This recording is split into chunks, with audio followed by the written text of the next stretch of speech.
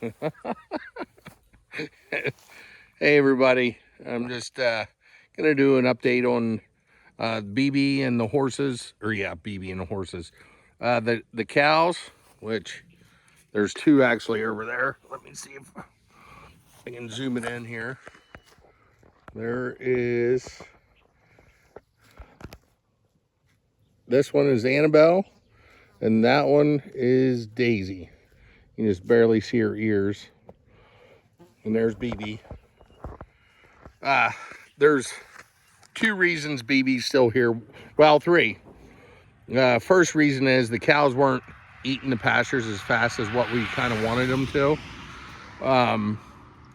The other reason is to try to keep the cows used to being around horses.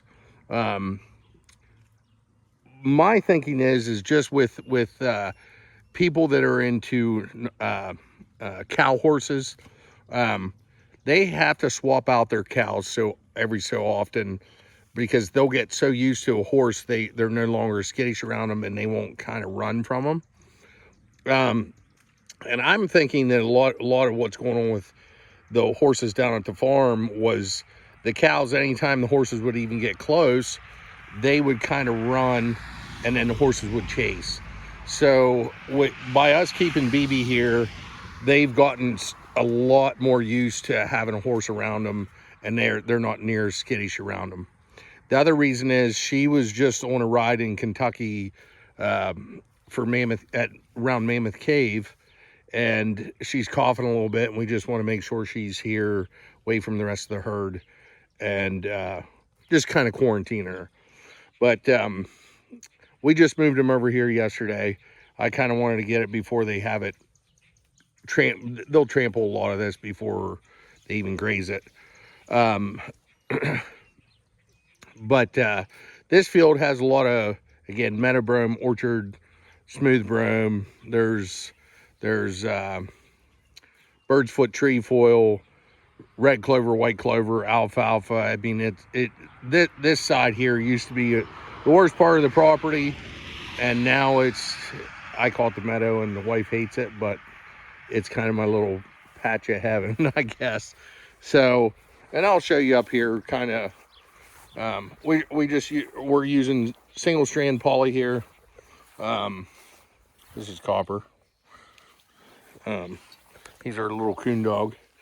But I don't know if you can see there. Here's a pretty big patch of red clover. Which the kind of neat thing anyhow that I've found, if you have a diverse field, they don't really just hammer the clover.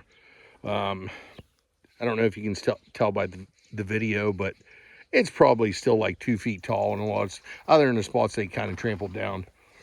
And then there's spots in some of the grasses is, I would say it's pushing 5 feet tall. Well, it might even be like 5.5 feet tall. And again, it's pretty diverse. I know there's some Indian grass in here, big blue stem, and Eastern Gamma.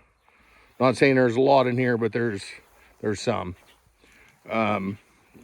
So what we did, and we don't do this all the time. I kind of got to ask for the wife's permission, but this is actually our backyard.